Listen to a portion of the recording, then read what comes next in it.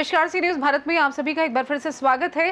Gujarat bulletin में शुरुआत करेंगे अहमदाबाद से, जहां नवरंगपुरा पुलिस थाना इलाके में परिवार स्वास्थ्य एवं कल्याण कार्यालय में कार्यरत कर्मचारी ने फांसी लगाकर खुदकुशी कर ली। और साथ ही बात होगी नर्मदा के, जहां राजपिपला APH हाई स्कूल के सामने कंस्ट्रक्शन साइट पर से श्रमिक परिवार के 30 दिन की बच्ची का कंकाल और कपड़े मिलने से मचा हड़कंप। इन तमाम खबरों पर करेंगे विस्तार से चर्चा। नवरंगपुरा पुलिस थाना इलाके में परिवार स्वास्थ्य एवं कल्याण कार्यालय में कार्यरत कर्मचारियों ने फांसी लगाकर खुदकुशी कर ली। रोहित गोहिल संविदा कर्मचारी के रूप में चपरासी के पद पर कार्यरत थे, जिस व्यक्ति ने आज ऑफिस में फांसी लगाकर खुदकुशी कर ली। कार्यालय के एक अन्य कर्मचारी अनिल शर्मा को इस बारे में पता चला। एक अन्य कर्मचारी रंजन बेन ने पुलिस नियंत्रण कक्ष को घटना की सूचना दी।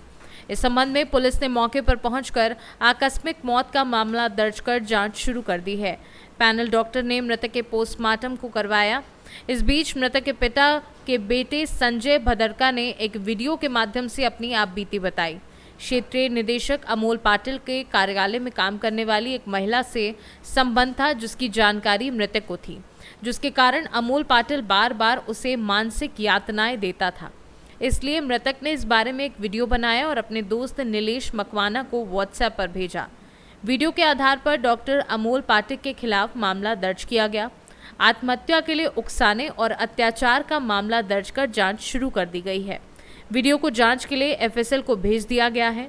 SC/ST सेल की ACP रोशनी सोलंकी मामले की जांच कर रही है। परिवार ने शव स्वीकार कर लिया है और अंतिम संस्कार कर दिया है।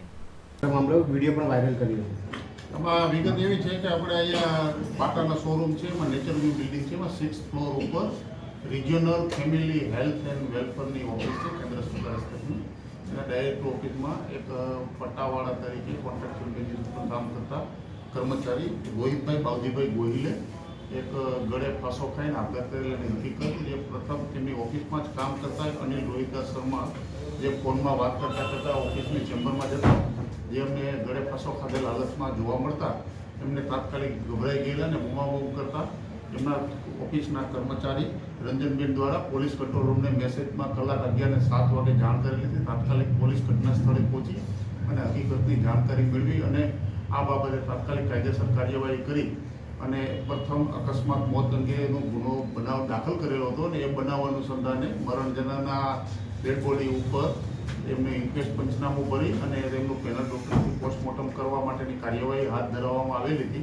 એ દરમિયાનમાં આમના પરિવારના સભ્ય જે એમના ફઈના દીકરા જે છે સંજયભાઈ વીરજીભાઈ ભાદરકા, જેમણે વિડીયો અંગે જાહેરાત કરેલી પોલીસ પાસે કે અમારા મામાના દીકરા જે છેલ્લા 7 વર્ષથી કોન્ટ્રાક્ચ્યુઅલ બેઝિસ ઉપર કામ કરે છે અને એમની જે ઓફિસના એમના રિજિયોનલ ડાયરેક્ટર તરીકે પહેલાં જે બેન હતા એ બદલાઈ ગયેલા છે અને હાલમાં ડૉક્ટર અમોલ પાટીલ સાહેબ છે, એમને તેમની ઓફિસમાં જ કોઈ કામ કરતા મહિલા કર્મચારી સાથે ઇલિસિટ રિલેશન અંગેની જાણકારી ધરાવતા અંગે એ અંગે એમને અવારનવાર એમને માનસિક ત્રાસ આપતા હતા, જે ત્રાસ એમના માટે અસહ્ય બની જતા એમને એક આ વિડીયો બનાવી અને એમના મિત્ર જે નિલેશ મકવાણા જે છે એના વોટ્સએપ ઉપર મોકલાવેલો હતો ને એ વિડીયો એમને જોઈ અને એમને આખી હકીકત અંગેની પોલીસ સ્ટેશનમાં જાહેર કરતા હાલમાં અહીંયા police sub inspector SC Zala રૂબરૂ એમના જણાવ્યા મુજબની ફરિયાદ doctor Amol Patil regional director વિરુદ્ધમાં ગુનો દાખલ કરવામાં આવેલો છે। આપઘાત દુષ્કર્મનો BNS 108 તથા એટ્રોસિટી એક્ટ, જેમાં મરણ જનાર જે છે એ શેડ્યુલ કાસ્ટના મેમ્બર હોવાનું અને સામેવાળા જે છે ડૉક્ટર અમોલ પાટીલ એ OBC કાસ્ટના હોવાની હકીકત જાહેર કરેલી હતી। એક જ ઓફિસમાં કામ કરતા હોય, જેથી એમની કાસ્ટ અંગેની એમની સારી જાણકારી ધરાવતા હોવાની સાથે એમને આ માનસિક ત્રાસ આપતા એમનાથી અસહ્ય બનતા પોતાની જાતે ગળે ફાંસો ખાઈને આપઘાત કરે છે। આ બાબતે તાત્કાલિક સ્થળ ઉપર FSL તેમજ કાર્યવાહી કરી 2 પંચોના રૂબરૂ એમનું પંચનામું કરી અને જરૂરી પુરાવા એકત્ર કરવામાં આવેલ છે અને આ કામે વાયરલ જે વિડીયો થયેલો છે એ વિડીયો અંગેનું FSLમાં તાત્કાલિક મોકલાવી એમની વોઇસ પેટ્રોલ આપી અને જેથી કાર્યવાહી કરી અને આ કામના આરોપી વિરુદ્ધ તપાસ એટ્રોસિટી એક્ટનો ગુનો હોય મદદનીશ પોલીસ કમિશનર SC/ST સેલ 1 રોશની સોલંકી આ બાબતમાં તપાસ ચલાવી રહી છે। હાલમાં જ બનાવમાં ગુનો દાખલ થયેલ છે। પ્રથમ તો આ બાબતે તાત્કાલિક બનાવ સ્થળની FSLની હાજરીમાં પંચનામું કરી અને બનાવમાં જે દોરી રાતે વિગત મુદ્દામાલો કબજે કરી અને આરોપી अहमदाबाद से सी न्यूज संवाददाता यज्ञेश गोस्वामी की रिपोर्ट।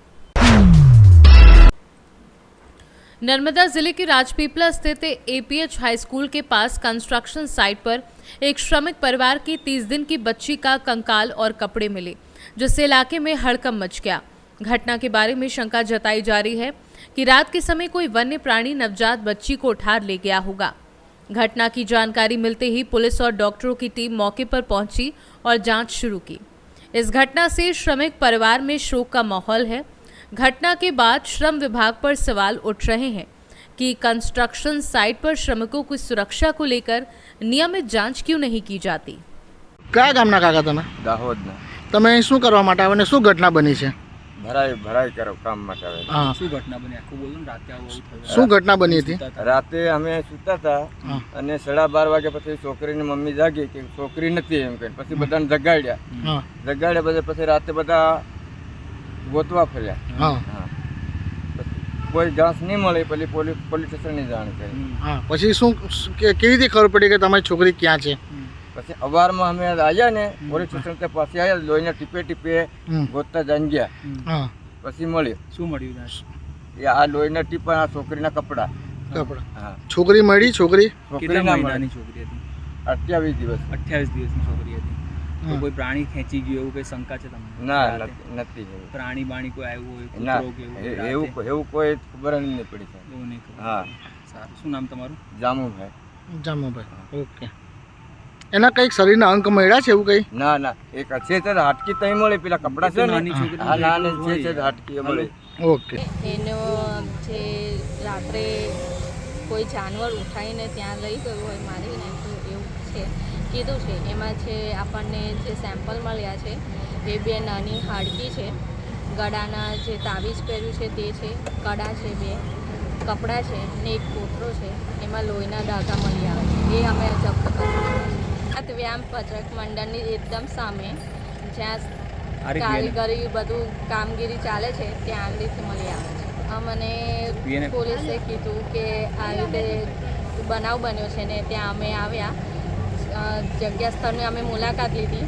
અમે બધી જગ્યાએ હોતા ગયા અને ત્યાંથી અમને સ્થાન મળ્યું કે આ કંઈ થયું છે. એના ટીપાના આધારે જાણવા મળ્યું છે કે જે બાળકને લઈ ગયા તો એ જે લોહી બધે પડતું ગયું છે એ ત્યાંથી અમે કલેક્ટ. મારું નામ તડવી પિંકી છે, હું ક્રાइम सीन मैनेजर हूँ। नर्मदा से सी न्यूज संवाददाता वसीम मेमन की रिपोर्ट। फिलहाल के लिए इस खास बुलेटिन में बस इतना ही। देश दुनिया की तमाम बड़ी खबरों को जानने के लिए जुड़े रहिए सी न्यूज़ भारत के साथ। हर खबर आपके साथ, आपके हाथ।